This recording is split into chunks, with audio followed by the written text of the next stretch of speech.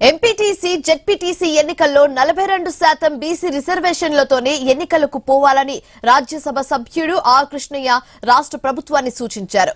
లేని పక్షంలో బీసీల ఆగ్రహానికి గురికాక తప్పదని హెచ్చరించారు. సర్పంచ్ ఎన్నికల్లో 42% రిజర్వేషన్లు కల్పిస్తామని హామీ ఇచ్చి మోసం చేశారని దుయ్యబట్టారు ఆర్ కృష్ణయ్య.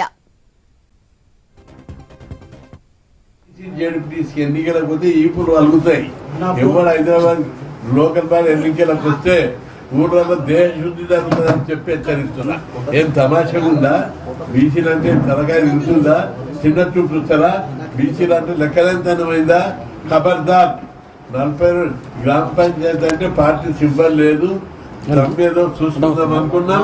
ఇప్పుడు ఎంపీటీసీ జెడ్పీటీసీకి పార్టీ సింబల్ ఉంటుంది కాబట్టి ఎట్టి పరిస్థితుల్లో 42%కి వెళ్ళాలి.